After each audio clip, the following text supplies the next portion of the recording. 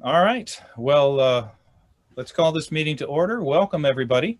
Thank you all for joining us tonight for this special Wiseburn Unified Board meeting, which has a singular purpose: to provide direction regarding district plans and timing to bring back students for hybrid in-person learning, and in particular, to address the previously noted possible January 25th return date. We appreciate the anxiety surrounding all of this and wish to give what answers we can tonight moving forward.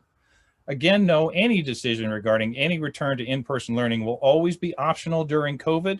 We will always have a 100% distance learning option. With that said, welcome everybody. May I have a motion to adopt the agenda? A motion. Oh, go ahead, Roger. One of us can second. Is it enough? I'll second. Okay. Thank you, Joanne and Roger. Wendy, Ms. Subaki, please call the vote. Mr. Banuelos? Aye. Dr. Goldman? Aye. Ms. Canetta? Aye. Mr. Martinez? Aye. Mr. Mora? Aye. Thank you. Dr. Dougal, will you be so kind to lead us in the Pledge of Allegiance? Sure. Everybody please stand.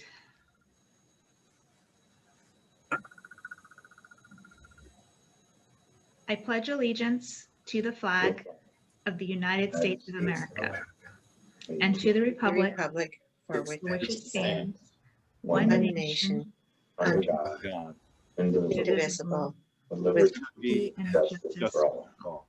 Thank you. Thank you, Nisha. Tonight we'll open with public comments, then move to a presentation, and finally board and cabinet dialogue. At this time, let us also recognize and thank the more than 50 community members and educators who commented on our Share Your Thoughts section on the website homepage. We read them and thank you and appreciate your input. Moving to public comments. From the public, in accordance with Board Bylaw 9323C, individual speakers shall be allowed 3 minutes to address the board. The board shall limit the total time for public input to 20 minutes. Ms. Subaki, public comments, please.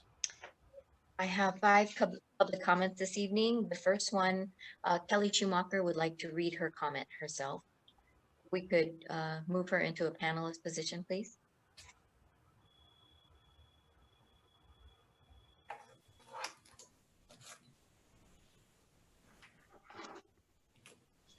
Good evening. At the December 15th board meeting, Joanne Caneda wisely proposed that a set of metrics be adopted to help the board determine when it is safe to reopen our schools. I respectfully request your consideration of the following 5 metrics and ask you to adopt them as the criteria which must be met before the board considers it safe to return to in-person instruction. 1, that Los Angeles County be in the orange moderate tier of community spread under California's blueprint for a safer economy, rather than the purple widespread or red substantial tier. 2, all teachers and school staff have been vaccinated against COVID-19. 3, a robust COVID testing and contact tracing program is implemented at each of our school sites. 4, funding is provided for additional custodial and office staff to help implement the enhanced cleaning and COVID screening demands. 5, our public health system is no longer in crisis. The tragedy of COVID lies in the absence of strong, thoughtful leadership. The pandemic became politicized. Life-saving policies were not consistently enacted. The result, the virus is raging. This level of illness and death was completely preventable had we had leaders who consistently created and enforced policies rooted in science and sound public health policy. Please be those leaders. Be the strong, thoughtful leaders who respond to the Los Angeles County Department Public Health's approval of Wiseburn's K2 waiver, which says that it is safe for us to reopen Cabrillo and Anza to in-person instruction. Respond by saying no, because when Los Angeles County statistics on COVID positivity, hospitalization, and death are even more awful than they were when I wrote this a week and a half ago, it is not safe. And Wiseburn is committed to the health and safety of our students, teachers, staff, and their families, and we will not engage in activities that will undoubtedly contribute to the spread of this devastating disease. Be the strong, thoughtful leaders who develop a set of metrics that will, in the words of newly elected Senator Raphael Warnock, get our children back into school, but in a way that is safe and sustainable. Please be the strong, thoughtful leaders we desperately need right now. Adopt these 5 metrics as Wiseburne's conditions for the return to in-person instruction, and make the sound decisions to commit Wiseburne to full distance learning for all students preschool through 8th grade, and close the K-2 SDC class that has been open at Cabrillo until all 5 of these conditions have been met. Thank you for your consideration. Respectfully, Kelly Shoemaker, proud Wiseburne mom and teacher.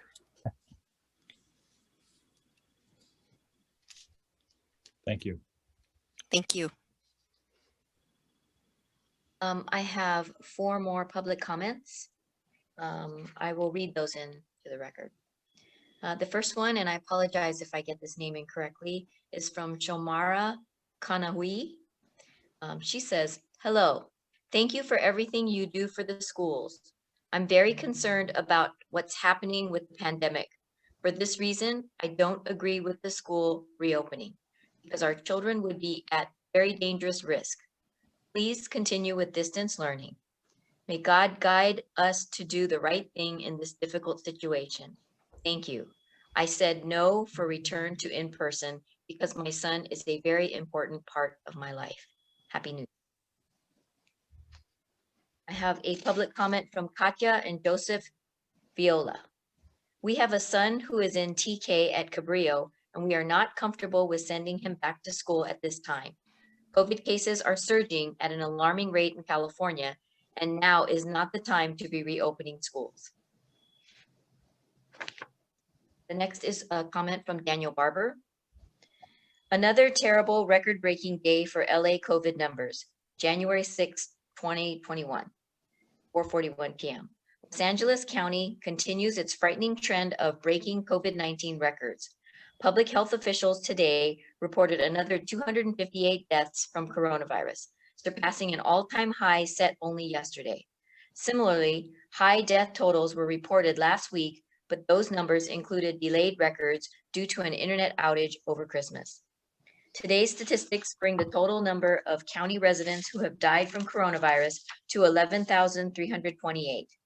In addition, health officials announced 11,841 new cases of coronavirus today. They say 1 out of every 5 people who are getting tested are testing positive for COVID-19. At today's COVID-19 briefing, LA County Public Health Director Barbara Ferrer says she's more concerned than ever and called the current situation a health crisis of epic proportions. People who were otherwise leading healthy, productive lives are now passing away because of a chance encounter with the COVID-19 virus. This only ends when we each make the right decisions to protect each other," Ferrer said.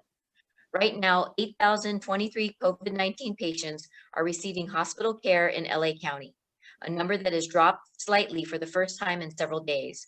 But officials warn that even if that number appears to be plateauing, the rate of hospitalizations is still well above what the county's hospital system can safely handle. The total number of COVID-19 cases in Los Angeles County hit 852,165. This is an overall look at LA County numbers. The last comment I have is from Amanda Sass. "I want to thank the board for their continual tireless efforts to support educators and the community in bringing students excellent education under the most unusual circumstances. Your work has been unceasing, and I know you are working to balance personnel, financial, legal, and safety concerns, mental and physical for both students and staff. That is a monumental task, and I am proud to work for a district that is seeking the best options in all of those areas. I work as a special education teacher, holding both my mild, moderate, and moderate severe credentials. I work with adults who have developmental disabilities. To say that this year has been one of constant change and turmoil would be a gross understatement. With every communication that goes out from the district, I am unsure if it applies to special education at all. When Dr. Silver's email went out on December 30th, stating that schools would not be returning for in-person learning, for at least 2 weeks after the winter break, I wanted to feel relieved. Instead, I felt anxiety. Did this district-wide announcement apply to special education at all, or did we continue to be the unspoken, unaddressed exception that is expected to return in person immediately after the break? Earlier this week, I was told to report to campus this week. Later on, I was informed that we were an exception and we may be returning to in-person learning next week. Tomorrow is Friday, and it still remains uncertain if we will be teaching in person next week or will continue distance learning. I would like to petition the district to provide clear communication in regards to the expectations and timelines for this special education teachers. This school year has been personally challenging, not because of distance learning, but because as a special educator, I feel that none of the timelines and the majority of the discussions about a return simply do not pertain to me. It is continually destabilizing and disconcerting to feel in a constant state of flux.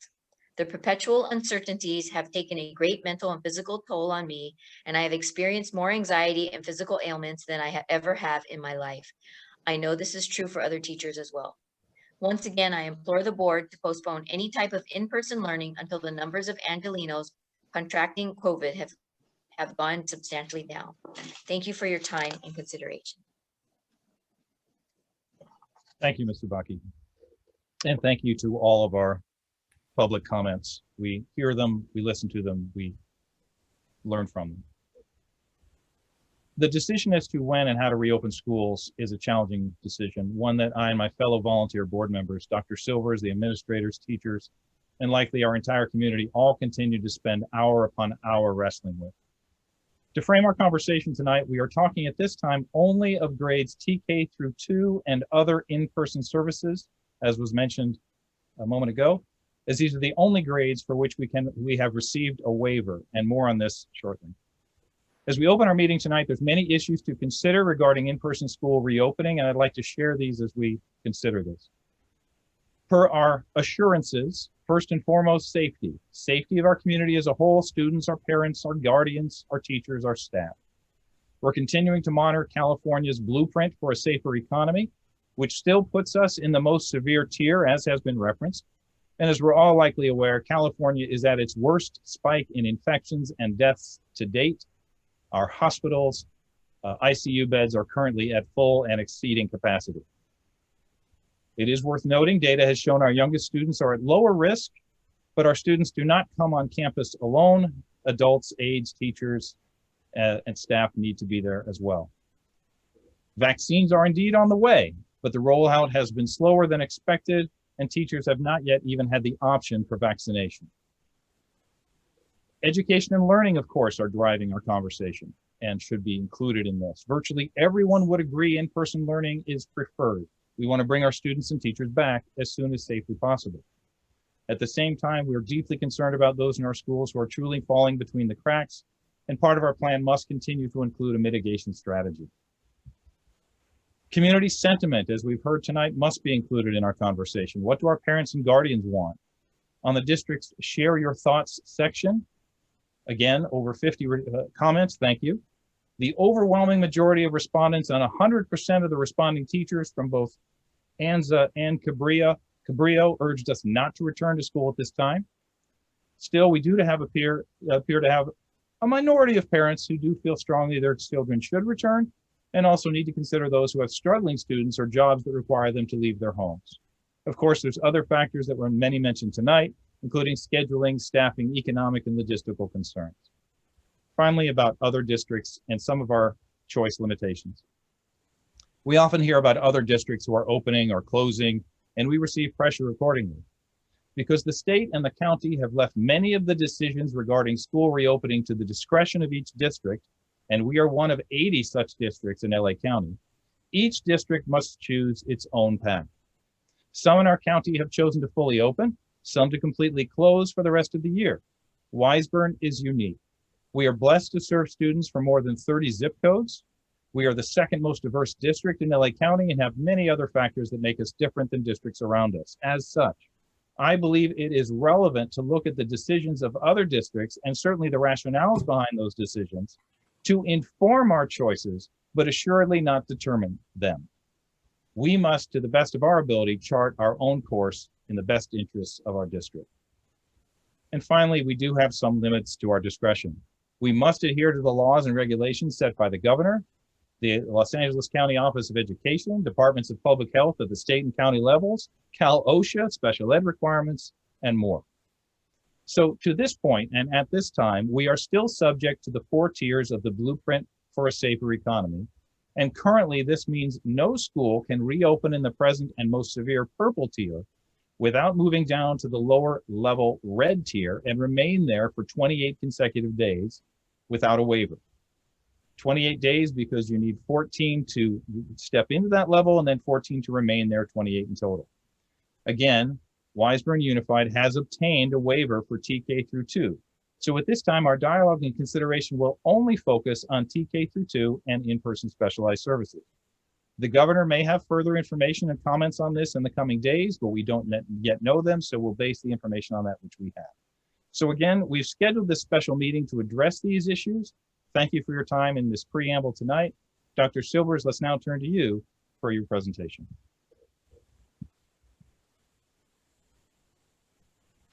Thank you, Dr. Goldman.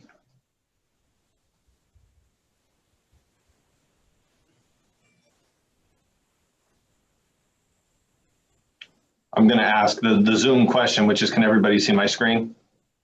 Yes. Yeah, okay, good. All right, so this title of this presentation today, and thank you to the team for helping put together the presentation, is a district update regarding COVID-19 and school reopening. And I just want to highlight, in this red box down here, that when Wiseburn schools do reopen, families will have a choice to participate in the hybrid in-person model or continue to receive instruction virtually via our distance learning platform as feasible. So as long as we're in these circumstances, we want to provide options for our families. So today we're going to provide context, data, recommendations from Wiseburn Unified School District staff related to return to in-person instruction. Presentation objectives will be to look at our current updates or current data related to COVID-19. We'll look at options for LA County related to in-person instruction. We're going to look at some potential considerations for the Wiseburn Unified School District trustees. And then the staff will provide some recommendations, or I'll provide some recommendations from our staff as to some potential next steps. And then lastly, we'll have some time for Q&A. So we'll go ahead and get started here. So I felt it important to rebuild the foundation. Again, we're being governed by the Blueprint for a Safer Economy, which was rolled out by the California Department of Public Health. It's also been followed by LA County Department of Public Health. And again, Dr. Goldman, I'm reiterating his comments from just a few minutes ago. There are four tiers, 4 categories, 4 tiers within this blueprint. So currently, and I hope you all can see my mouse cursor here, but we're in the widespread or purple tier, where we have more than 7 daily new cases per 100,000. It's an adjusted rate. And we have more than 8% of positivity rates or positive tests. Again, substantial is the next level down, which would be red. We were closest to that mid-October-ish, and then never have even broached the moderate or minimal. But these are the metrics that we've been following. Again, Dr. Goldman shared, we'll probably hear more information over the days and weeks to come, but this is the latest information we have today. Well, as a quick overview, the Blueprint for a Safer Economy, this is a snapshot as of 1/5/2021 of California. So we see that, -4 counties, every county in California is in the purple tier. And I wanted to bring your attention here to this really critical data point, and that's that there's 0.0% of capacity or ICU availability at this point. Our hospitals are at capacity. Our health workers are stretched thin, and we're in definitely a medical crisis, crisis of not having beds for sick people. And then to bring it to the LA, actually specifically to Los Angeles County, we could see here, these are the metrics that we've been looking at. I'm looking over here to my left. Los Angeles County is still under a regional stay-at-home order. It was put in effect on the 6th of December. And if you see widespread here, and here are our metrics that we're looking at in red. They're in this red box here. 107.9 new COVID cases per 100,000. That's an unadjusted rate. And the adjusted case rate is where the metric is, where we actually drive our metrics from, or where we grab our metrics. It's what we look for. 65.8, much higher than 7, which is the number that we're aiming for.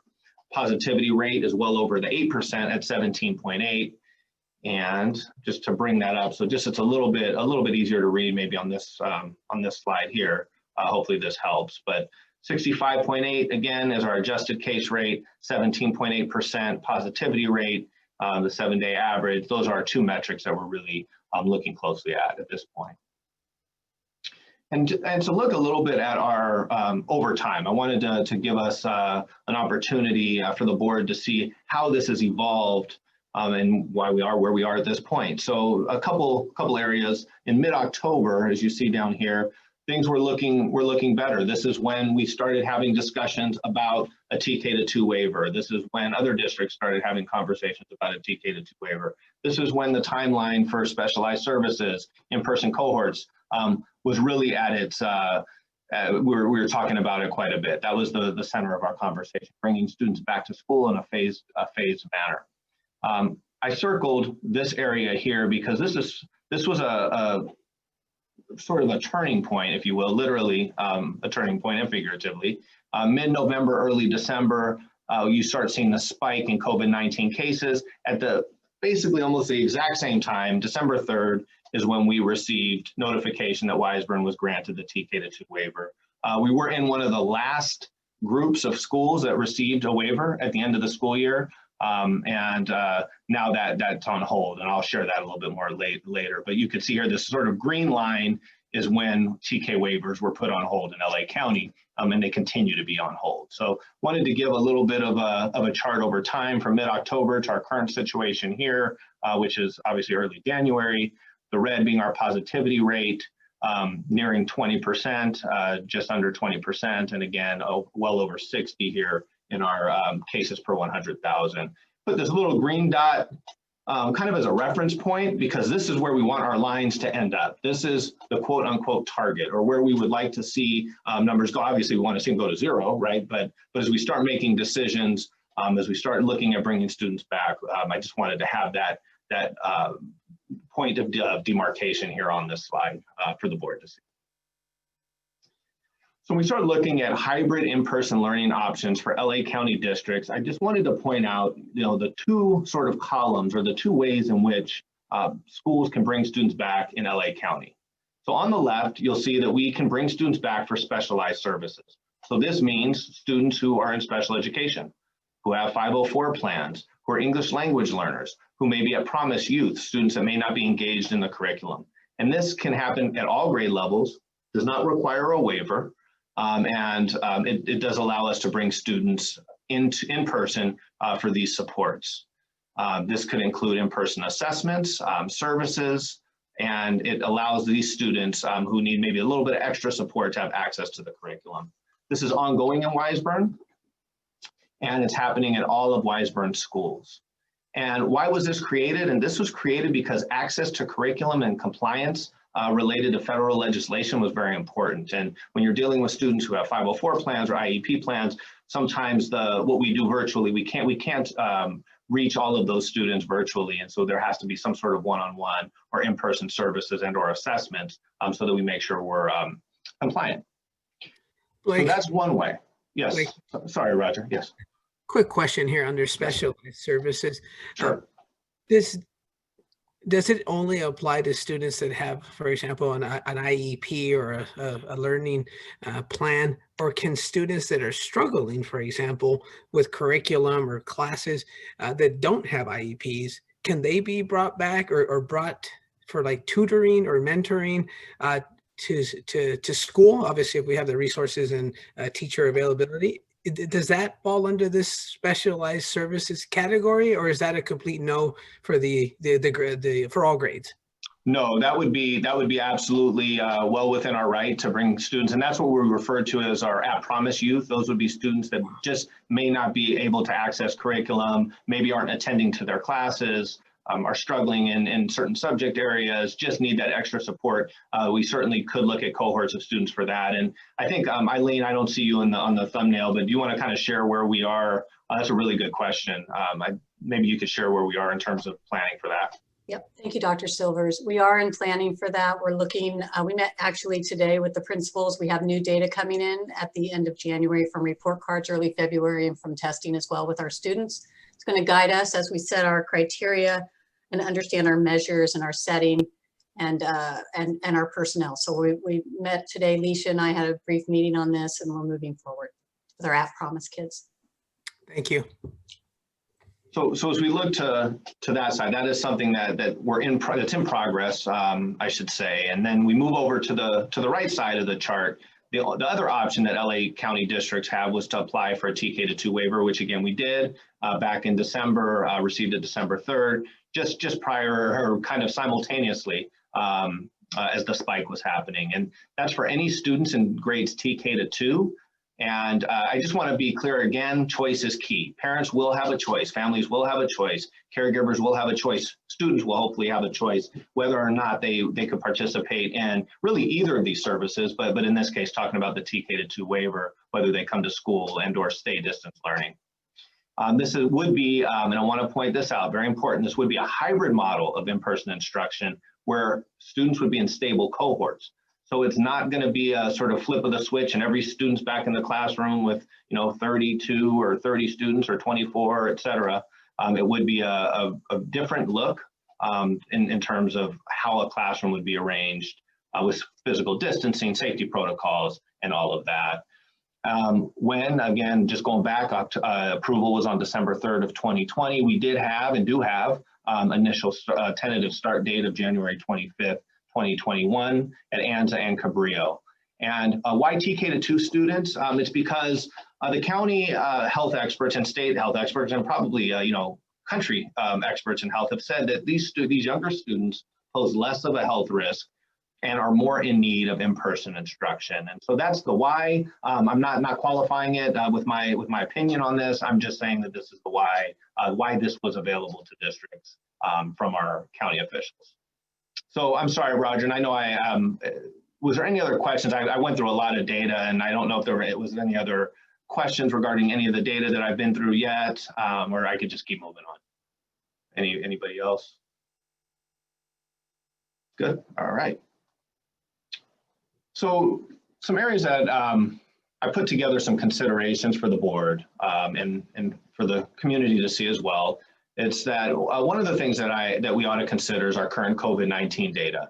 And as I just shared, all metrics suggest that we're in a situation of widespread community transmission. This is related to our adjusted case rate, positivity rate, and of course, as I shared, the ICU capacity and just overall general healthcare capacity. Los Angeles County is currently in a regional stay-at-home order due to the COVID-19 pandemic. We also want to take into consideration the Los Angeles Department of Public Health input and recommendations. So right now, the best practice as per LA County Department of Public Health is to adhere to the regional stay-at-home order as feasible.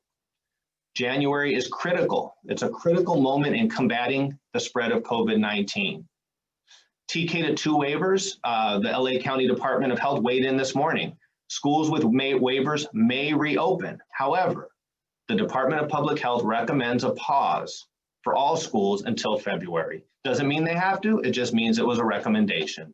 So I want to sort of clarify, there's a difference between a health directive and a health recommendation. So the directives, they don't want to, the Department of Health, I should say the Department of Health doesn't want to keep changing directives. So they'll release directives, and then as directives, as things change or as situations and circumstances change, they may try to provide a recommendation that will be a short-term recommendation in their opinion, just so they don't have to change their health orders. So the current recommendation from the Department of Public Health would recommend a pause through January into February.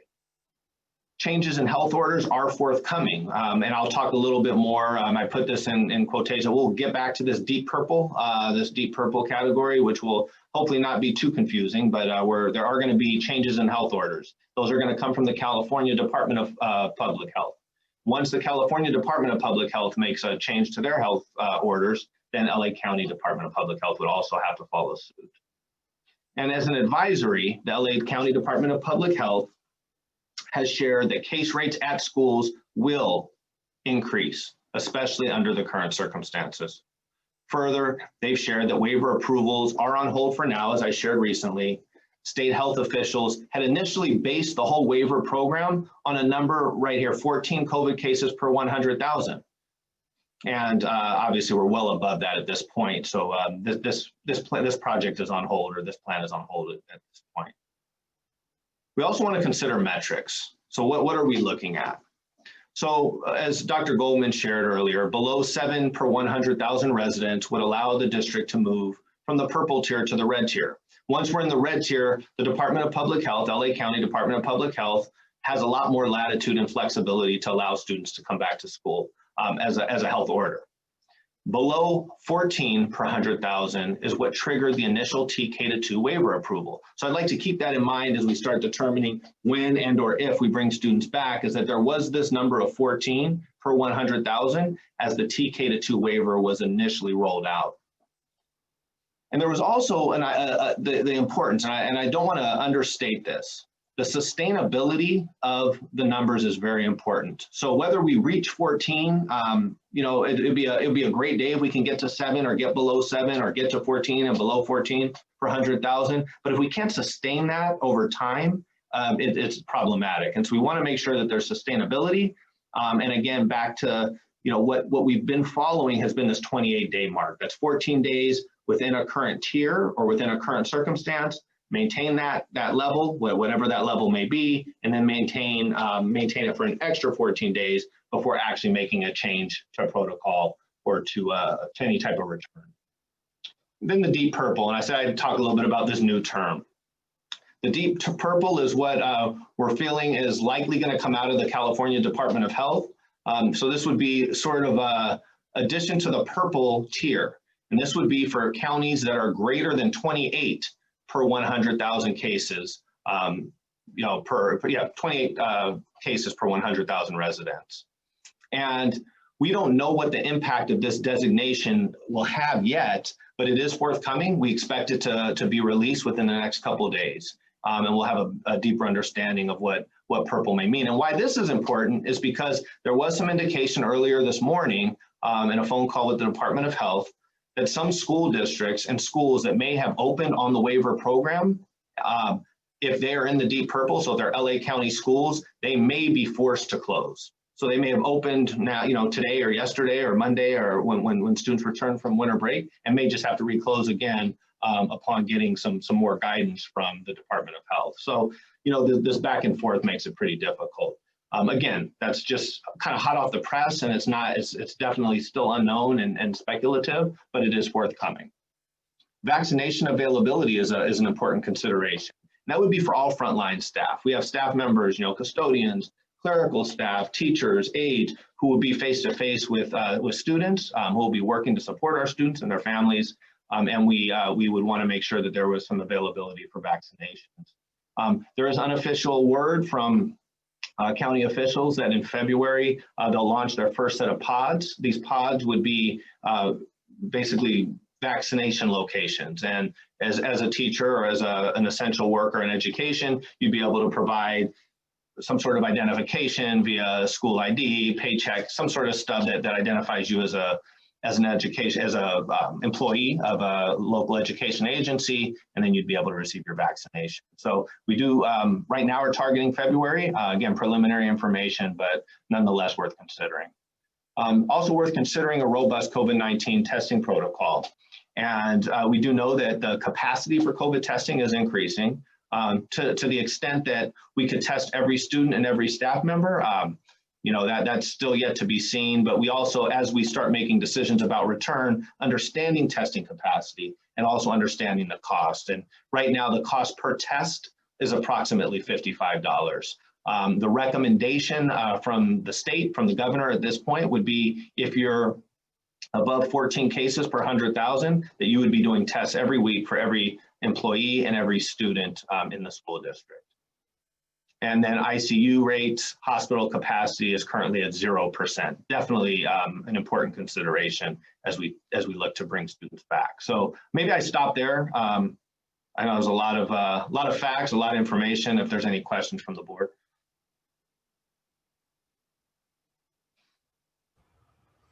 Let me just make a comment, if I may, here, that the 28 days is really relevant.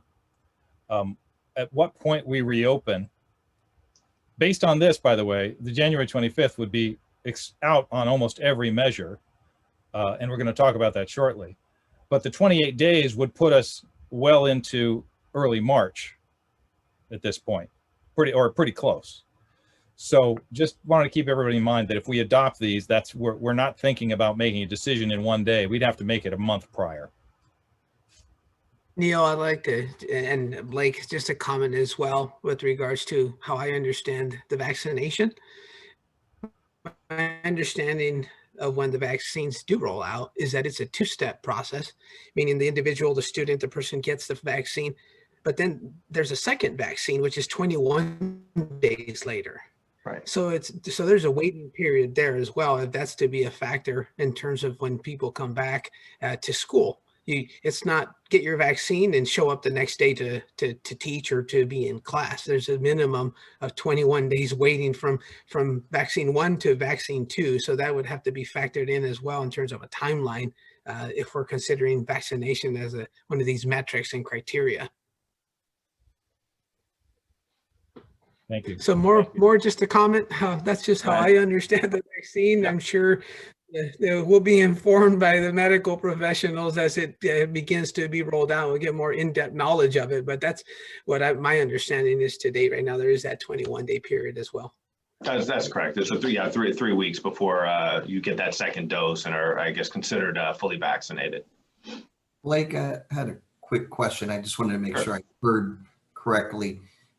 With regards to the robust COVID-19 testing protocols, did I hear you correctly that would be $55 per test, and the recommendation from the state of California would be to test every student and every employee per week? They would be, I'm sorry, yes. So that would be the current, well, it hasn't been released yet. The governor did share that at his latest sort of briefing. It was a surprise to a lot of us, but the testing protocol said basically if you were within this purple tier, you would at least have to test every other week. But if you were above that number of 14, then they would be looking to do tests every single week for your entire school population. And I did say $55. Now, whether that holds, that $55 is the current number through the Valencia labs that's conducting the testing for the county and the state. Whether there's a cost cut on that over time, just because the numbers, we don't know that yet, but currently it is at $55. So as stated, I'm not sure if Dave Wilson is here, but that would be somewhere between $150,000 and $200,000 cost to the district on a weekly basis. But I would defer to Dave to check the numbers there. Yeah. I'm here. So let's say we have approximately 2,500 students, approximately 500 employees, across the district. At $55, a pop, that's about $165,000 a week. That's what I thought. Okay, thanks, Dave. And that $55 includes results, right? It's not just the cost of the test itself? That's correct. Okay, and we don't know how long it takes to get results necessarily. Right. Correct, So, that too, yes. Can we assume we would only be responsible for testing those students and staff who return to campus? So it would incredibly unlikely be the full 2,500. At the very least, we probably could divide that in half. That doesn't make the number tolerable, but we don't want to be real here. Right. Yes, that's true. And I also feel too, it seems pretty, it's obviously cost prohibitive the way it's stated here, and that we would hope that as the governor shares more information, that there would be a COVID-19 testing protocol that's available to staff, that's available to students, that's available to staff members that are supposed to come to work, that are working with students, but at a cost that's actually manageable. And even the process by which the logistics behind getting tested every week is also something to consider. So I put this out here as a consideration that should the time come that we're able to bring students back, that we would want to look at what the COVID-19 testing protocols are at that time. We'd want to look at what the cost is at that time, again, and what our capacity is, not only as a county, as a state, but also as a district to be able to administer these testing protocols.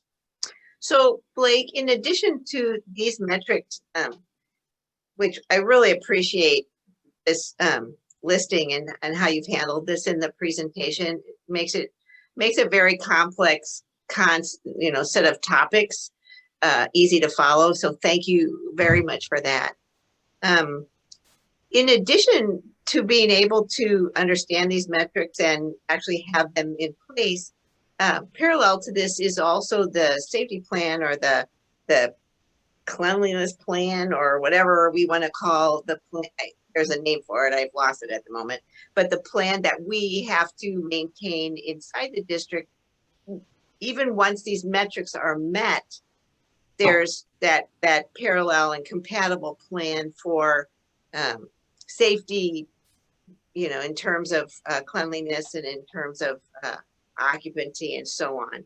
So I know we have that plan in place already, correct? We do, and I believe we also have a link. If not, I will check. We should have a link with the presentation on our website. It's under our COVID tile. So for families that may want to know what our safety protocols are, I believe that you could see that either through a video and or through our presentation on our website. And Nisha, this may be somewhere, do you want to just give a little bit of an update as to where we are in terms of the safety protocols and that whole process? Sure. So the safety protocols that we presented, I believe, at the December board meeting, as well as November, we are following those protocols along with Cal OSHA requirements. Also, they're in line with exactly what we've been doing, but now those will also be posted in terms of the cleaning schedules, our HVAC system, what happens when there's a COVID case on campus, what is the response in terms of disinfecting and sanitizing. So those will be ongoing, and that we do continuously look at improving those practices as well. Thank you, because they really do go hand in hand. The metrics considerations with the safety protocols, they have to meet and, to be able to maintain everything. Thank you. Absolutely. And with all of this changing so rapidly, Dr. Dugal, if you could also note, LAPD, we got approval from the LA Department of Public Health and sign off. And with all of these changes, have there been any changes to the cleanliness protocols? At this time, the changes that came out December 28th were safety protocols in terms of eating lunch together, but the safety and cleanliness protocols have not changed. So what happens with LA County is they do come out and they approved us to open up, and then they do update their appendix or appendices with new protocols or new things we need to follow. So at this time, the cleaning and safety protocols have not been changed. Thank you. And I'd like to too, I really think that Joanne's point is really important, is that these two things, these two have to sync. The metrics have to sync with how we are actually going about the safety protocols, because what we're hearing in the greater Los Angeles area, and probably I could assume across the country, is that it's one thing that you get into a comfort zone, and then people, individuals stop following the safety protocols, or there becomes a comfort level or a trust level, and that's when problems start happening. So it is very important that not only are we reaching certain metrics and determining safety in terms of coming back to school or potentially coming back to school, but also that we're maintaining the safety protocols that we put in place that have allowed us to do so, right? That have allowed us to come back to school potentially.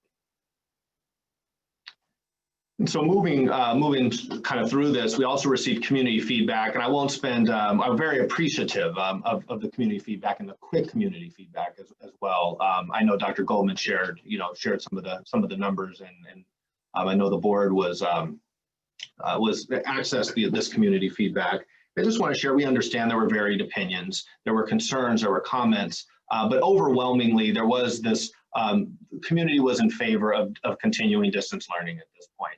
That was a theme that we extrapolated from the comments, of course, with some you know, there's some different opinions as well, but certainly the overwhelming majority was to continue distance learning. And just to point out this image here on the right, the share your thoughts image, we have a link on our website. It's on our actual website homepage for community members who want to share their thoughts with Wiseburn Unified School District. They can do that in English or Spanish, and we are monitoring that pretty regularly. So just wanted to share that and show the image that you would see on our website. And so the final consideration before we go into recommendations is that, again, kind of echoing Dr. Goldman's point earlier, is that Wiseburn Unified School District has a set of assurances. And I circled the one that's to the far left that we've said again and again as a top priority, which is safety. And we want to assure that our stakeholders have a place to go to school, to go to work, to even go home beyond that engagement at school and at work. And provide safe and be safe. So we know that students are interacting with families, and we know that families are interacting with our students, and then there's adults at school that are interacting with students, and everything is so interconnected across our district and across the county. It's really important that this be a consideration moving forward. So I have a long recommendation today, and I'll try and sum it up here, but the recommendation is that Wiseburn Unified School District makes a concerted effort to adhere to our assurances to the school community and the greater community, in this case related to safety. Thus, that Wiseburn Unified School District suspend plans for the TK-2 waiver until April 12th, 2021, or in the event that circumstances or directives from health officials declare otherwise. That the Wiseburn Unified School District Board of Trustees also consider the following. Until otherwise directed by health officials, the district not consider a return for the TK-2 waiver until the case rate is at or below 14 per 100,000 residents, because this was the active metric that was part of the initial construction of the waiver program. All frontline employees should have access to COVID-19 vaccination. And again, access and actually having a vaccine are two different things. We just want the access to be there. And then of course, it's a personal choice. Hospital capacity increases to a level that's deemed acceptable by the California Department of Public Health, LA Department of Public Health, and or other health officials. That no in-person cohorts for students in special education happen until at least February, as per the recommendation from the LA Department of Public Health. This recommendation would persist until the safer at home order is lifted. The current LA County Department of Public Health recommendation is that we should, to the best of our ability, keep students engaged only with their families and people that live within their household. So we'd want to honor the safer at home order. Of course, the one caveat to that is that in-person assessments and individualized services for special education and our 504 plans shall continue in person as mandated by federal legislation. And so we need to make sure that we maintain compliance with IDEA and other federal mandates. So that would be an instance, but those instances are usually one-on-one. We can provide definitely different PPEs, sets of PPE to both parties, teacher and or assessor and the students, and believe we can do that. So that would be the only caveat to that recommendation. And that we revisit by grade span the current distance learning schedule, and that we provide as much virtual instruction as deemed appropriate. So I will just kind of give it the recommendation in a more visual way, because I know that there was a lot of words. And so again, unless otherwise directed by health officials, the district should not consider utilizing the TK-2 waiver until we reach the following COVID-19 milestones. To the left, 1, at or below 14 per 100,000 residents. Again, that would be in terms of the COVID average daily case rate. It's the adjusted rate. And again, and just the asterisk there is that this was the active metric for the waiver program when it was at its inception. 2, all frontline employees have access to a COVID-19 vaccination. 3, that the hospital capacity increases to a level that's deemed acceptable by health officials. We would need to meet these metrics in this circumstance by March 12, 2021, in order for us to return at the earliest the recommended date of April 12, 2021. And I guess I should say, I put March 12th. It really would be March 11th because we have a board meeting on March 11th. So likely we would make a recommendation on March 11th. So just to get into the semantics a little bit. Blake, would you share the magic of April 12th before you go on? Why that date? I sure will. I'm sorry I didn't. So April 12th is actually the start. It would be the start. It would be after spring break, and it would be the start of the last quarter of the school year. So it is a sort of a definitive break in the school calendar. And then additional recommendations is that in-person special education would be regarding the in-person special education timeline, February 2021 at the earliest. And this is based on the recommendation from the Department of Public Health when and or if the safer at home order is lifted, that we could then resume in-person cohorts for students in special education, and that could happen on Wiseburn campuses.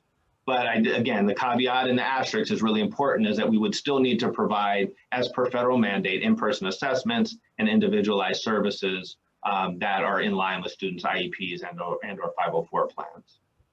Like, you used the word may there. Is it may or must? You're talking in this box I'm here? sorry, the asterisk, in-person assessments and individualized services may continue or must continue? You're right. It should be must. Okay. Yes, it is. I'm sorry. That it should be a must.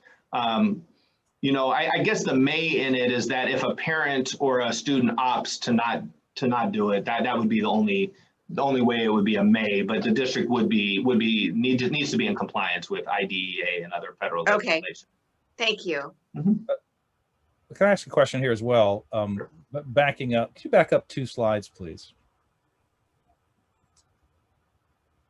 So the April 12th date is after spring break, and we're recommending, the recommendation you're making to us rather, is that we, at the very earliest, depending on all these factors, would not even consider opening until that time for TK through 2. I'm concerned about the anxiety of teachers and parents and clarity for teachers and parents. Why special education not that same timeline? And forgive my naivete if this should be obvious. So speaking of the special education cohorts. Yes. So part of that would be based on the fact that those students with IEPs and the students that we're serving in those special education cohorts have some of the highest needs, and that in-person instruction is sometimes vital, not only to their learning, teaching and learning, but also to their advancement, and could be tied also to compliance. I mean, we believe we can get away with it a little bit, you know, over time, you know, with a short period of time. But again, if we look at February, Neil, and the numbers are still the way they are, you know, it could be a conversation that we further have. So it was more a matter of following the LA Department of Public Health safe stay-at-home order, and as that's lifted, then we would consider bringing those students back first. Does that make sense? I'm sorry if it doesn't. It does make sense. I'm still processing it, but it makes sense. Thank you. Like, just a comment as well on my end. So the April 12th date, that's after spring break. My concern is that we've seen 2 spikes, you know, one after the Thanksgiving holiday, and then we're seeing another huge spike now after the new year. Spring break being another one for the substantial potential for vacations and gatherings. We could potentially, obviously I can't predict the future, but based on the 2 prior ones of November and the New Year's, we've seen 2 spikes. I'm concerned that we're setting a time frame for yet another spike with this date, and I understand one needs to be picked. So thank you for the recommendation moving forward. One thing that I would like to propose, or for us to consider, is possibly not having school come back for the balance of the 2020-21 year, and resume in 21-22, if that's allowable, to give our parents and our teachers more certainty as to what the district plan could be. I'm just concerned with another period of a break with the vacation. That's something also for consideration for the rest of the board here. And maybe it's a 2-step process. Maybe we look at this as April 12th being the first one, and then March, I believe you said March 11th as the next trigger, you know, for a reevaluation. Maybe that was part of the overall recommendation, Blake, here. If I missed that, I apologize for it, but I'm concerned just with that spring break time frame as well. I think I think the concern is very valid, you know, Roger, that we have seen the spikes upon spike upon spike after, especially with these back-to-back holidays or vacation that we've seen, you know, December, or actually November to December, and then, you know, into the new year. So definitely, but if we look on March 11th, that does give us a month. We'll see numbers. Again, hopefully have more information in terms of vaccines. I think there's other context at play between now and then that may give us a little bit more of some more data to look at. But again, fully understanding your concern. And another question real quick, can you fast forward two slides to the, I guess that would be slide 13, I think it was, on the coming back. Was this not right? Is this not the one? I think that is it. The in-person cohorts, this is for the special needs. Does this factor in the app promise kids that Eileen, Dr. Harbeck was mentioning to us as well? Or is this are we not allowed to do that until February as well, or based on their recommendation? Would this put a pause on the app promise kids analysis that we're doing right now? So it wouldn't put a pause on the analysis. It would cause, I think that with the district, you know, the staff would continue working with principals, would continue working with identifying students that may be at need, and then would come to the board with some recommendations as to when we could start bringing those cohorts back. It would just, I think the idea with this is that we start a slow phase approach of bringing students back in our current circumstances. So it wouldn't stop it. We would continue to plan. We want to make sure that we're addressing those students who may not be attending classes or maybe falling through the cracks, who have other needs that we may be able to support, and we'll have to have a plan for that as well. You know, slow and steady in this case is our recommendation, with February being a good chance to maybe potentially bring back small cohorts to see how our protocols work, to see how the numbers are again at that point in time, and then be able to determine should we add more to that. So I just think it's more of a phased approach, if that makes sense. It does, and the reason I was asking that question, Blake, is because if we're considering extending the distance learning model, then obviously that also means kids are at home more, and obviously a distance learning situation.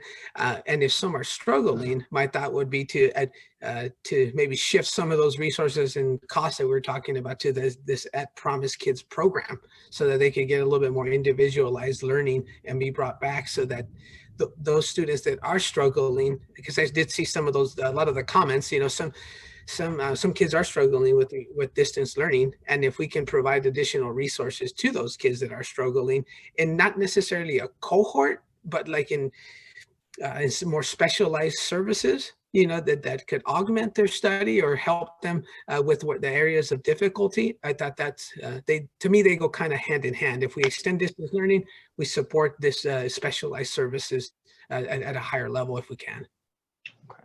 I appreciate that. Eileen, I don't know, I'm putting you on the spot here, and I don't even know if it's feasible. We do have a board meeting next week. Would there be a way we could kind of update even an overarching plan for these At Promise students, or is that maybe pushing it? Would a 1/28 date be, which would be January 28th, our next board meeting? Would that be more feasible? Yeah, the 28th would be more helpful. We're meeting on the 19th with the principals to pattern it out, if that's okay. If I may ask, as part of that, give us an idea of what kind of numbers we're talking about. How many students are we talking about? So these are tough questions, because we are looking at a criteria that really goes for students who may not have access to learning the way that they need. And that would involve our counseling staff, data from our metrics, all those important things, all those important pieces saying the criteria. Also depends on personnel, who's going to run them, and how we would form those, the setting. So, you know, this is information that we're just putting together based on what we're hearing and what we know about our kids so far, but we are looking for that end of January data to come through beginning of February.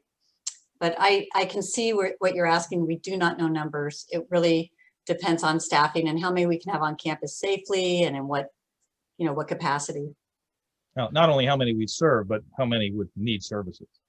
I'm Right. sure That's based on our measures that will inform our criteria. And Dr. Goldman, just to clarify, I think you were just saying you want by that meeting, right? You were saying you wanted us to maybe have, you weren't asking for tonight necessarily, but more so as we present it, right? When the plan is presented, obviously, how many students are we needing to provide services for, and what's our plan to do that?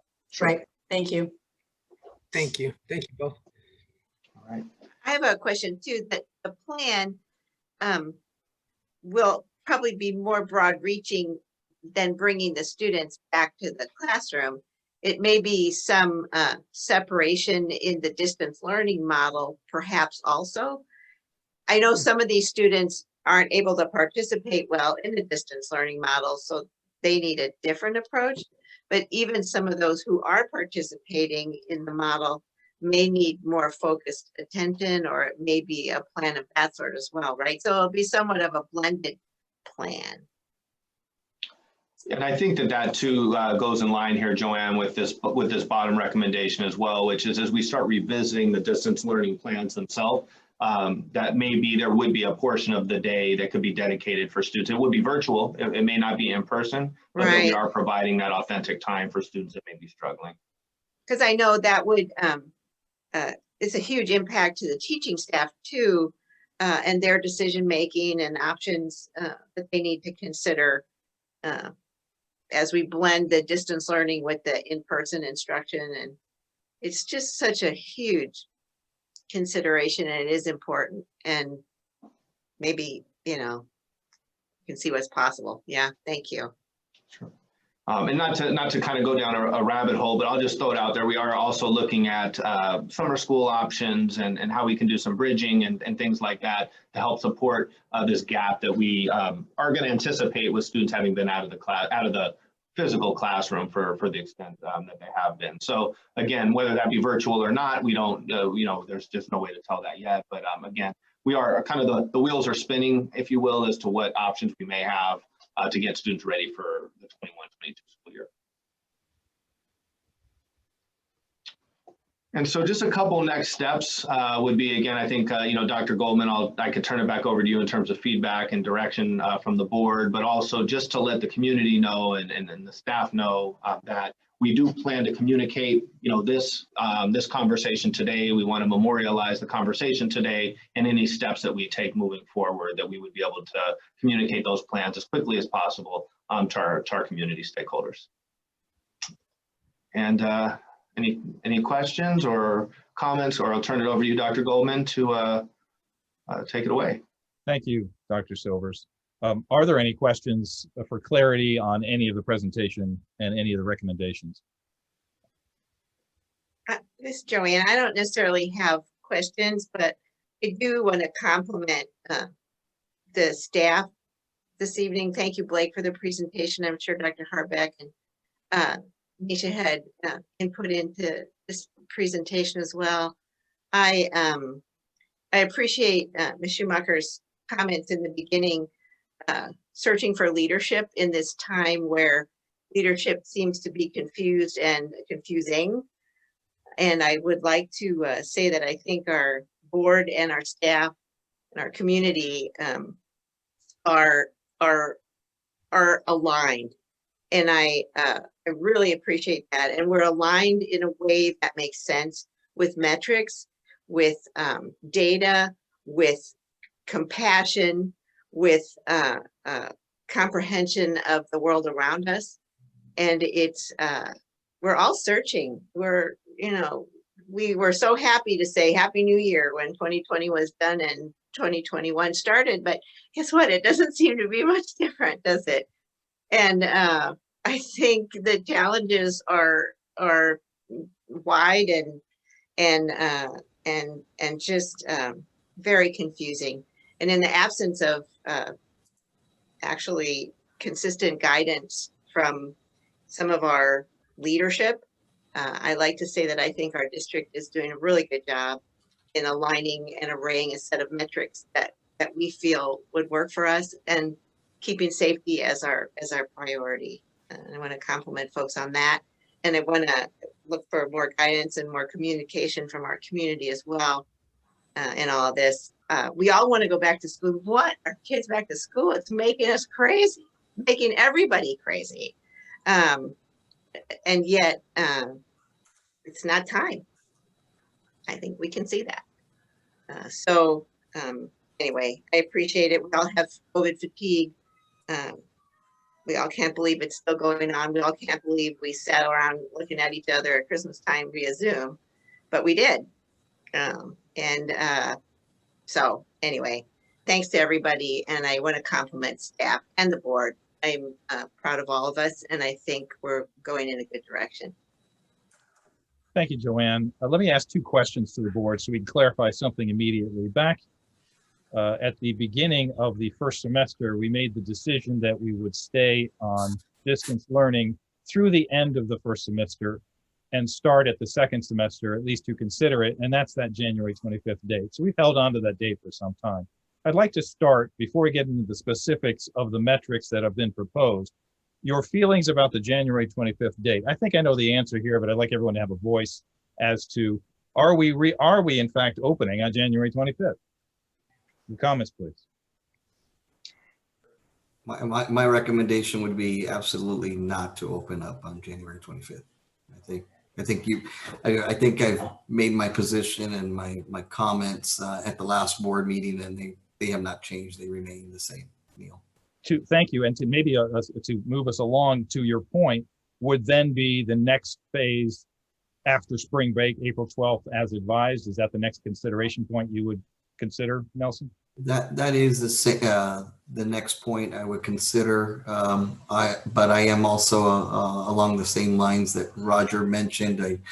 I tend to lean more towards. I think it's important to make a decision for the staff, the teachers. I mean, this has been a difficult year for our parents. I think the earlier we make a decision, the better for everyone. And even though it may not be the answer that people want to hear, I am leaning towards a distance learning for the balance of the year.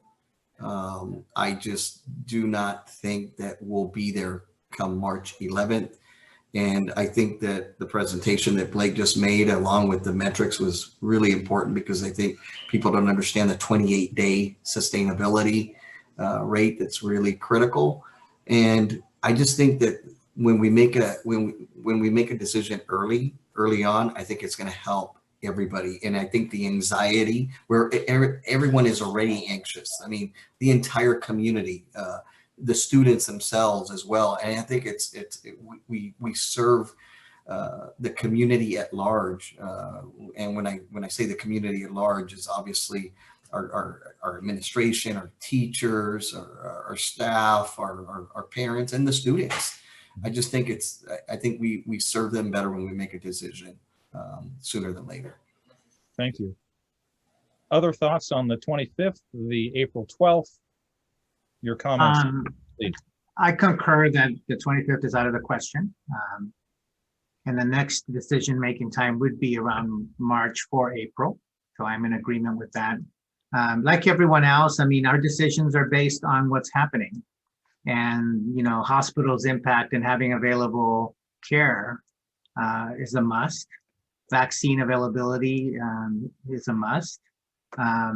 So like Nelson, I agree. I think most parents should prepare themselves that this year will probably be virtual distance learning through the end of the year. And the exception will be special education and small cohorts. And that is, the likelihood. And trust me that if we can bring back students sooner, we would love to, and I would love to, but it's got to be safe. Teachers have to have the tools and the safety that they need. And the parents likewise would have to be feeling that it's the right thing to do. So, it's a complex issue that's, again, not likely to happen anytime soon. That's all I have to say. Thank you. Thank you. Roger or Joanne? For me as well, regarding January 25th, I would say that it would be a no. I think given the current situation that we all see, I think it would be that much too soon to consider that. So I would say no for January 25th. My thoughts would be on the April 12th date. As I mentioned just a little while ago, that spring break is of a concern to me. I I would prefer, or my recommendation would be to make the decision sooner to continue with distance learning for the balance of the school year, because it also affects staff, right? They also have to be preparing documents and lesson plans and different things for two possibilities, right? One to continue with distance learning and another one potentially to come back, right? I think utilizing those efforts once a decision is made would probably provide for a stronger distance learning program. I would rather focus the time there. But also understanding or recognizing that not all kids are as successful with distance learning. I would rather utilize some of our resources for the At Promise Kids assessment and give our staff some time to really focus on that, and where we can help some of the other students that may be struggling instead of spending time on potentially coming back. I just don't see it happening for the balance of the year. There's still too many questions of the school year, that is. There's still too many questions, and we can only do what we can with the information that we have. But unfortunately, it seems to keep on changing, and the current pandemic is not doing anybody any favors here, of course. So so no on January 25th. Serious concerns for even April 12th. My recommendation would be for the start of the new school year, to look at that and what that assessment looks like. Thank you. Joanne, do you want to add anything? I know you commented earlier. Sure. I'll just say, I don't think I said anything about January 25th. Clearly, January 25th is not the time to be bringing anyone back to the classroom. I do want to comment a little bit to what Roger said and clarify something too. The goal of perhaps returning to the classroom on the 12th is not a return to the classroom in sort of big capital letters. I mean, it's still the cohorts. It's still a modified plan, which is it's not just everybody comes back and we're back to where we used to be, where we have 30 kids in the classroom and so forth. So any return to the classroom, even in April 12th date, should miracles occur. And by March 11th, we see that we're in this metric framework that we believe is necessary, to even consider coming back in April. The return in April is a very carefully orchestrated return with the size of the classroom, the size of the number of students that come back, the safety plan, and so on. So I don't want to mislead anyone in the public to think that we're talking about return, in sort of big capital letters here. It's a very modest approach to return, which would include the cohort models that we've talked about before. So I think we'll see what the metrics say.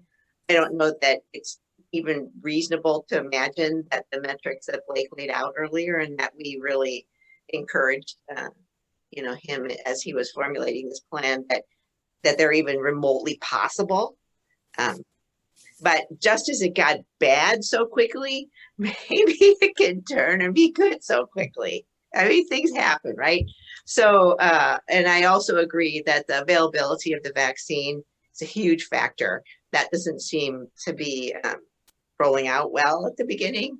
And to have that choice, not only have the choice, but then to have it in place within the time frame that Nelson mentioned earlier is, with the first administration and then the second one, I don't know. No for the 25th of January, optimistic. We'll see what happens by March. And I agree with what Roger said to focus on our distance learning plan and make sure it's as robust as we can make it. Thank you very much. I agree with everything you've said. Absolutely no on the 25th. I absolutely also agree that it is unlikely we would be returning. I think we're probably only talking about TK through 2. I know the governor has said something about TK through 6. I think that's just unrealistic. I think you used the term miraculous, Joanne. I think that's what this would take, a miracle, for us to meet these thresholds. I'd like to talk very briefly about those thresholds momentarily. I'm not ready to completely give up, because I do think the TK through 2 learning experience is most difficult on virtual learning. They're the ones who we can have the most in-person, would make a really impact for them. So I share that view. Why don't we now, so Blake, I think you have some directive we can give to the community about April 12th at the earliest. Given that 28-day frame, March 11th, this has to be decided by. That makes this extremely unlikely, let's be real. However, let's cross our fingers. There's a goal to have 100 million vaccines in the first 100 days of the Biden administration. Maybe they figure that out and that makes a difference. Given that, comments on the protocol for the metrics that have been proposed. I don't know if it's worthy to put them back up, and Blake, please comment. Yeah, Neil, I just wanted to clarify too that, when we're talking about, bringing students back here, to school, and I'm just sort of echoing what Joanne said, it is and you, Dr. Goldman, is the TK to 2 waiver. So we're talking about a finite group of students, who are at most, most risk for not being able to access the content virtually as the older students may be. So, I don't think there's any indication yet, at least. I mean, there's some indication. There's no firm direction from anybody, any officials at the county or at the state that we're going to bring students beyond second grade back. Definitely agree with some of the comments in regards to supporting our At Promise youth across the district in some capacity, virtually or not. But in terms of in person, just wanted to clarify that it was TK to 2. Thank you. I may have confused that. Thank you very much. Comments on the metrics. Are we comfortable with the metrics? Any comments on the metrics? Perhaps do we need to see them again so we can be clear what we're talking about? I think it would be good to see them sort of on the screen one more time to focus that thought process. Excuse me.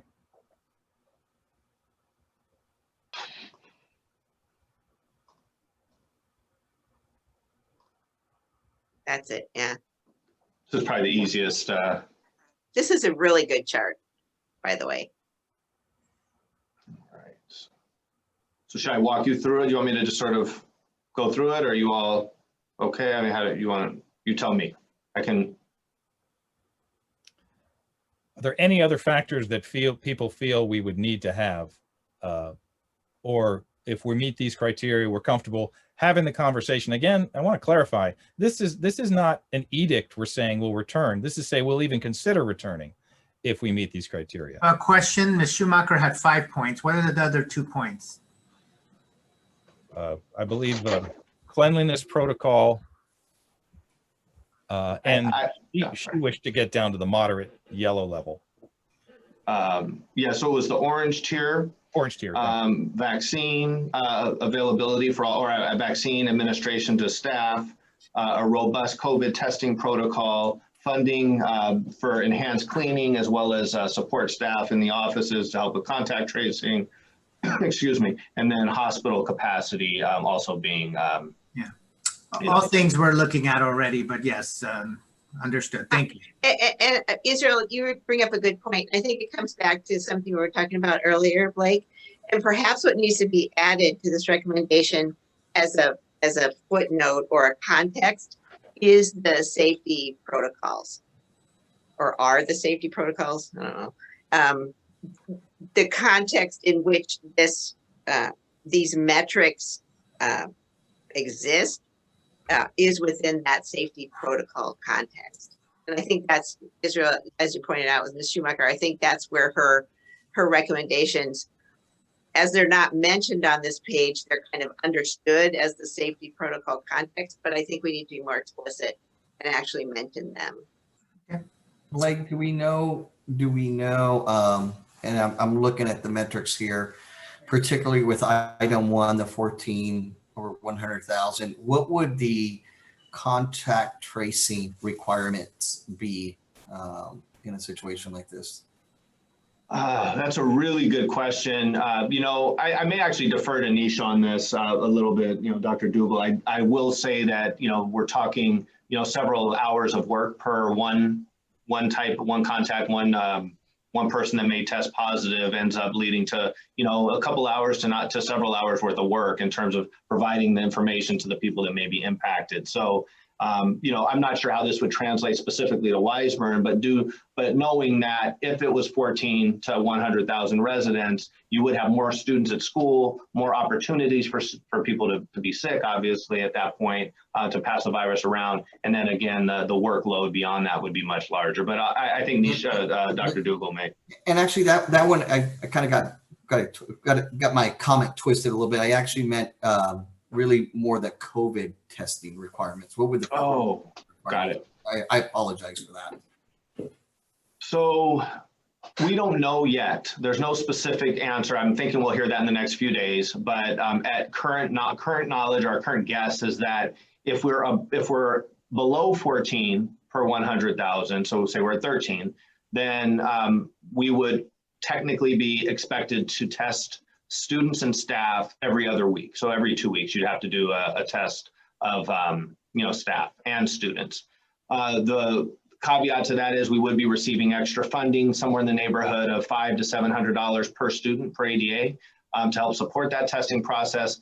Don't know, again, to put that to numbers. This is new, fresh off the press today. We haven't really been able to draw that out yet, but those are just some numbers off the top of our. So I guess my only point, I guess I would kind of defer also to my colleagues, is that for this particular metric, that we consider, if it becomes a requirement, COVID testing does become a requirement, that we consider adding that metric, that particular metric, whether it's the 4th or the 5th. I think it's the point that Israel was raising as well. So Nelson, so you're saying that we would add, so a number 4 or a 1A would be we would provide. Yeah, we would consider adding that component as a metric to this document. You know, Wait, I don't understand that. If it becomes a requirement, the COVID testing, that we have to do it, whether it's every week or every other week, I think that should be a component in here as well. Okay. To be a metric. So therefore, we would need a better understanding of the financial cost. Right. It's a huge financial impact. Right. And that's, I guess that's that's where it leads to, right? Right. I mean, one other point to this, guys, is the April 12th date was chosen because it's after spring break. Roger's comments are thoughtful. Would we consider opening any time after that? And a point of information, I believe there's only 10 weeks from April 12th to the end of the school year. So it doesn't make any sense to open any later than that. Yeah, Neil, my comment, I think my comment even in the previous board meeting is if we cannot open on April 12th, which is the start of the semester, I would be opposed to starting anywhere mid-semester of the 3rd semester, if that makes sense. I think it's too disruptive to the teachers, to the staff, even to the parents in the community of trying to open in the middle of a semester. So that's my comment with regards to that. Thank you. Any other comments relative to this recommendation? I have a question also, actually, and I apologize for not having raised it sooner. I don't know. What about childcare? If we reopen, is that a factor anywhere? I mean, it is a factor, clearly. Right, yeah. Right. But where does it show up?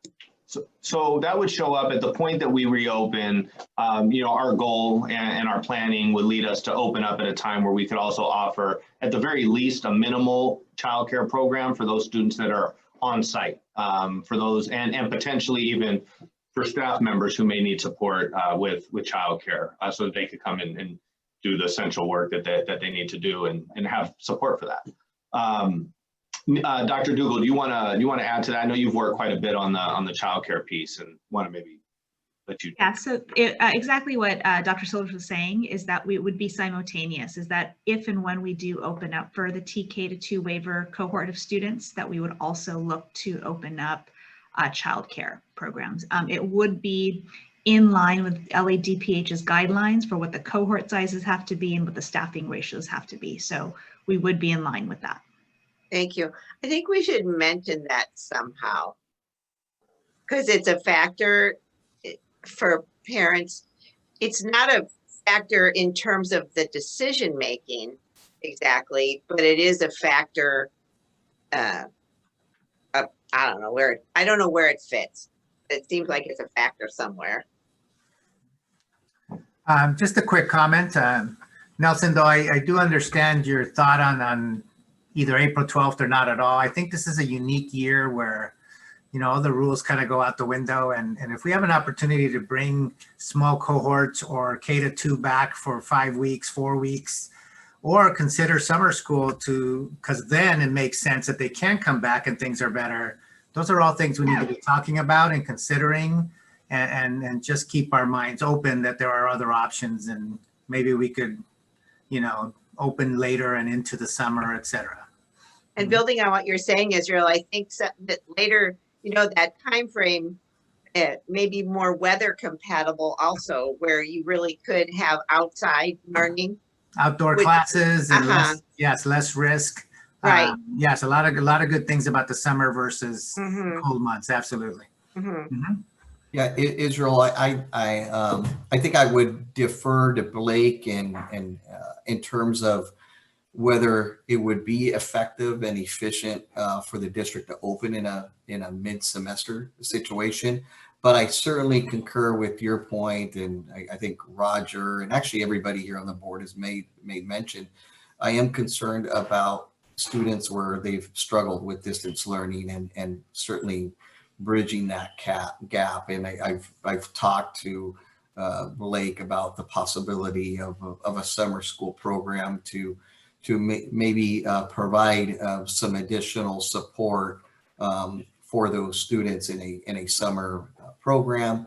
And at the same time, I think Roger indicated earlier, I totally support trying to, I guess, double down on our distance learning program to help some of those struggling students. So completely agree with that. And I would certainly, I think I would just defer to Blake on that mid-semester opening. And I'm sure I would like to get feedback too from really administration and staff if it's something that's even viable. Because I think that the point, I think somebody made this point earlier, and I don't remember, I think we've all touched upon it, is at some point making a decision early on allows administration and staff to really focus on the teaching. And I think that if we continue to kind of be in limbo, whether are we going to come back in a hybrid aspect or not, there's a lot of things that the administration and the staff have to work on to prepare for that. And I think it takes away from the learning, and that's my concern. And Neil, I have a comment on item number 2. Thank you. Item number 2 talks about all frontline employees having access to the COVID-19 vaccination. Blake, in this line here, I noticed we don't have students listed. Is that because we're thinking the vaccine won't be available to students or to children, TK2, by this March or April 12th date or before that date? Or is that something that we should be considering as well, that, you know, because students could also be carriers. They may, the younger generation or younger ages can still be a carrier, just not exhibit, right? Or have that impact as well. So one of my considerations would be, are the students TK2 going to be vaccinated by the time they come back? And I'm looking at it safety for everyone, right? Because even though, say, our teachers get vaccinated, if the students are not, and they bring it to the classroom, that could also create a scenario where a teacher may contract COVID-19 because the students weren't vaccinated. I think it works both ways. So one of my thoughts would be that we need to see what's available for student vaccinations as well, and whether that's a requirement that they have that vaccination, similar to immunizations. I think that's something we may need to do a little bit more research, because we don't know if it'll even be available, right? But I think for me, it would be a consideration before we decide to bring students back for, again, the TK2. Yes, I took note of that, Roger. And to date, my understanding, and anybody could jump in who has more info than me. Nisha, you go ahead. So Roger, at this time, the earliest, they are doing testing on youth at this time. And the prediction right now is the earliest children over the age of 12 may be eligible for the vaccination, maybe in the summer, late summer. Oh, So wow. at this time, there's not a recommendation or a plan for anyone under the age of 18 to receive the vaccination. And so it really is for adults. After the frontline workers, it comes to, there's an order of who else is eligible for the vaccination. I think that's why we might want to consider adding the COVID testing, whether it's every other week or every week, whatever that requirement ends up. I think that should be considered here as part of that metric. Yeah, I mean, and Nelson, and to your point, I mean, of cost, and obviously we're all concerned with it, but in the absence of a vaccine for youth, right? I mean, what's our best precaution? And at this point, it'd have to be a test. Yeah. Wow. Okay. Thank you for that. I was unaware of that age bracket. Any other thought? Although there's not an action item tonight. This was simply a dialogue to try and give us some direction. Any other thoughts or comments on the recommended metrics? And do you generally feel comfortable these are good starting point for us for metrics? Absolutely. I think they are. Yeah, I think they're a really good starting point. So let me do a recap of what I'm hearing and see if we have got this right. No return on January 25th. Earliest possible return April 12th after spring break. At the March 11th board meeting, we will look at where we are relative to these metrics and decide at that time, we'll have to decide at that time whether or not the April date is real. We'd like you to look into the viability of a mid-semester option after April 12th. If there's another viable, or if you have strong recommendations not, we'd like to hear those. A summer school option was mentioned. I think we'd like you to look into a summer school option as to a bridge program or something to help us along the way. We also talked about cost for testing.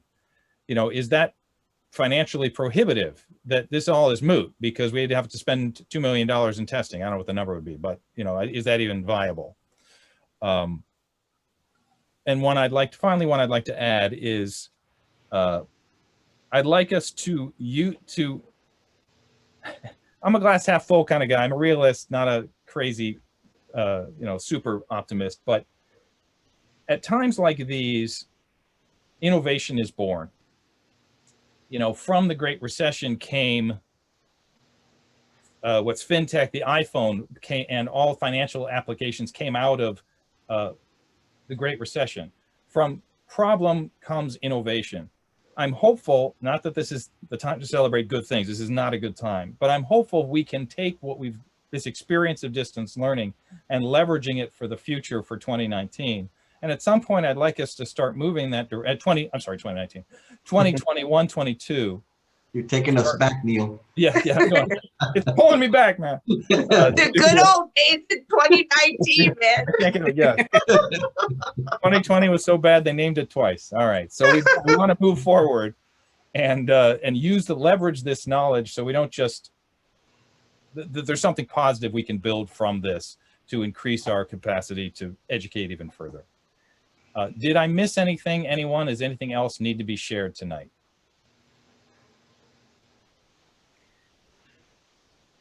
The only thing that I had is that for our next January, I think the January 28th meeting is the recommendations for the Promise Youth services. That I'm really looking forward to that because I think it might be able to bridge some of that gap with regards to distance learning and in person. So I'm really looking forward to that because it's a big concern for the TK2 bracket. And thank you. And I missed that. I missed it. So thank you, Roger. And one other I actually missed was, could we give as much and more clarity to special ed as to their expectations and a recommendation to, obviously we're mandated to do many things, but what flexibility we do have to give them some solace in planning as a result. Sure. I feel I have the information I wrote. I think I wrote everything down. I will capture it in sort of a document, maybe Dr. Goldman, and send it to you to make sure that it's that the direction is accurate, but I did take note of 9 or 10 things here that we would 9 or 10 that- things. which is I mean it's been an ongoing list. They're all related, so it's really yeah, we'll get that to you. I can send that over to you, and maybe we just make sure that it's buttoned up and that it's accurate, and then we. I'm actually so happy. I think we are one of the few places in the universe right now that has an actual document that has values on it and statistics and criteria that actually mean something. That it's all gathered together in one place. I'm going to compliment you guys on this. It is. I don't think you could go to any website but ours and find information like this nicely consolidated and put together. Good job. Yeah. Well, thank you, Blake and the team. Blake for the presentation. Please pass it on to everyone. We appreciate the hard work. Thank you. And Absolutely. please do obviously put this on the website, and please communicate to our community about this April 12th as the next possible consideration date, and January 25th, hopefully is a respite to our teachers and our community that not at this time. Will do. Well, thank All you. right. Any final comments? No, I just wanted to make a quick comment of, I think you said it earlier, Neil, I guess wanted to just reiterate, I wanted to thank really the community for their feedback and the public comments tonight as well. Also in the previous board meeting as well. I think it's really important and it really helps guide the board in terms of making recommendations and decision making. So certainly appreciate that. And I just wanted to, on the comment that Neil said, I want to wish everyone a happy new year, and we are going to get past this pandemic this year. Blake, I'd like to say thank you for the Spanish translations for the meetings. I saw that came out. Really appreciative of that. It's really important to communicate to our non-English speaking parents and community. Also, the notes, if you would, if those were, I'm anticipating you would have those also in a Spanish translation. One thing that we could potentially look at is how do we do this kind of live for a translation? Not sure how many are logged on during the meeting, but if we can provide that information as soon as possible, such that they have it at least in the written form, again in Spanish, that would be greatly appreciated and I'm sure welcomed. So thank you for all the hard work that went into that. Thank you. All right. Well, thank you, everybody. Can I have a motion to adjourn the meeting tonight? Motion to adjourn. Second. Wendy, if you'll call the vote. Absolutely. Mr. Banuelos, Aye. Dr. Goldman, Aye. Ms. Caneda, Aye. Mr. Martinez, Aye. Mr. Mora. Aye. Thank you. Thank you all, everybody. Have a Good night, everybody. Good night, everybody. Aye. Night.